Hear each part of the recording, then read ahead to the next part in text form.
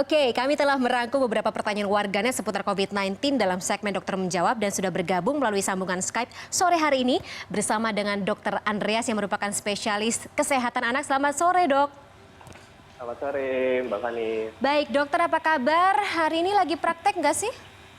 Sudah selesai praktek. Oke, tapi terima kasih ya telah bergabung bersama kami di CNN Indonesia News Update untuk menjawab pertanyaan dari warganet terkait dengan kesehatan anak mereka masing-masing, terutama di masa pandemi seperti saat ini. Kita langsung saja ke pertanyaan pertama ya, Dok ya. Dari Ya, boleh. @ayudiah288, ini yang menanyakan vaksin apa saja, Dok, yang penting untuk daya tahan tubuh bayi, terutama yang usianya di bawah 9 bulan dalam menghadapi pandemi saat ini. Oke. Untuk vaksinasi sebenarnya di bawah 9 bulan ini ada vaksin yang wajib dikerjakan. Jadi seperti DPT untuk mencegah difteri, pertusis, dan juga tetanus, BCG, rotavirus, dan juga PCV. Nah, vaksin apa saja yang penting saat ini, terutama kasus pandemi, salah satunya itu adalah pneumokokus atau kita sebut PCV. Oke. Jadi ini penting banget, kenapa? Karena untuk mencegah atau mengurangi resiko pneumonia. Nah, kita tahu kan COVID ini biasanya komplikasinya ke pneumonia. Nah, ini membantu mengurangi resiko. Salah satunya lagi ada vaksin influenza. Nah, vaksin influenza ini biasanya diberikan di atas usia 6 bulan dan nanti diulang setiap 1 tahun sekali. Oke, itu vaksin dasar saja atau vaksin lanjutannya juga penting, Dok, untuk dilaksanakan? Vaksin lanjutannya tetap harus dilaksanakan, jadi gara-gara pandemi nggak dikerjakan. Tetap harus dilakukan, walaupun ada penundaan, cuma bisa ditoleransi sekitar 2-4 minggu. Oke, 2-4 minggu aja durasinya ya, Dok. Siap, noted, Dok. Betul sekali.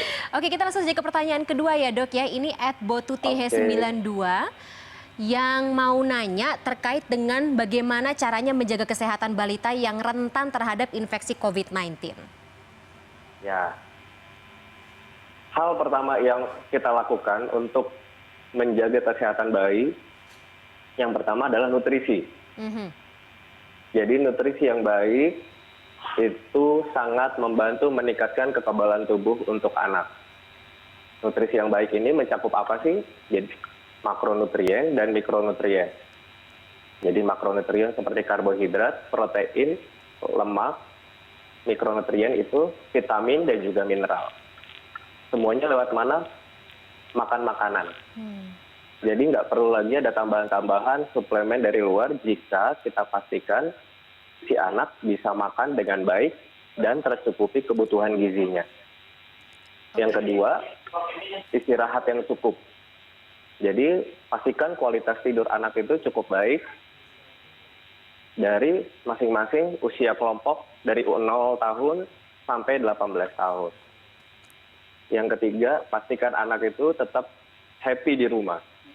Walaupun bosan di rumah, ajaklah bermain hal-hal yang menarik sehingga anak pun tetap bahagia. Nah, ini bisa meningkatkan kekebalan tubuh dan akhirnya menjaga kesehatan balita untuk mencegah infeksi dari COVID-19 itu. Oke, happy mind, happy body ya, Dok ya. Tapi tadi kalau soal Sekali.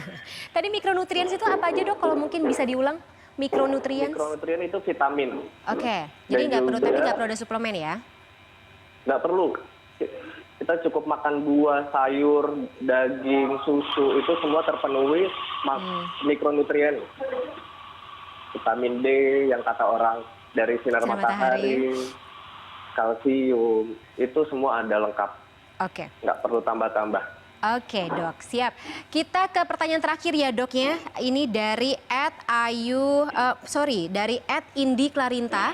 Ini anak saya bosan karena sekolah aja udah di rumah, home learningnya di rumah. Mau dibawa keluar juga khawatir karena lagi pandemi. Cara jitu apa ya agar anak-anak ini aman ketika dibawa keluar rumah?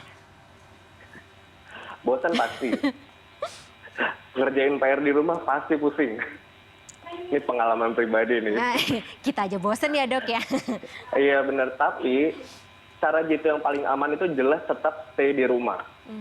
Karena kita tahu kekebalan tubuh pada anak itu berbeda dengan dewasa.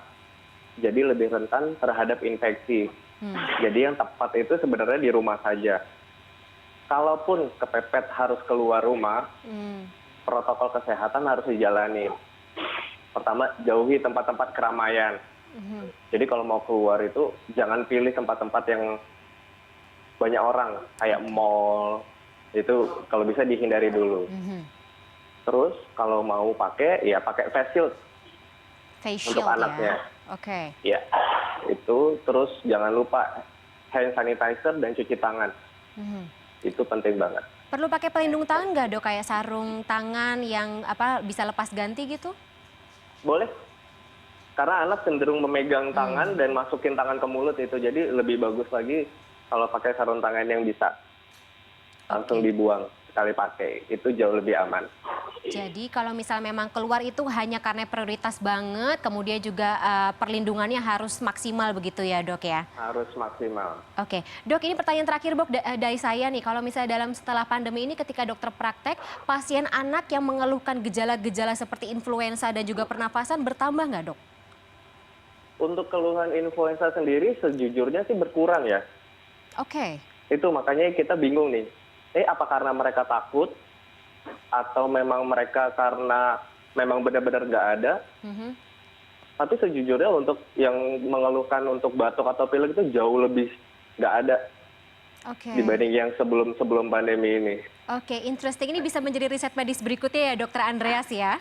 Betul sekali. Baik, terima kasih atas waktunya Dokter Andreas sore hari ini. Terima kasih telah bergabung bersama kami di CNN Indonesia News Update. Semoga ini pertanyaan-pertanyaan atau jawaban dari pertanyaan-pertanyaan warganet bisa menjadi insight yang tepat terutama untuk orang tua dalam menghadapi pandemi dan juga bagaimana menjaga kesehatan anak masing-masing. Selamat sore dok. Ya, sama-sama. Selamat sore.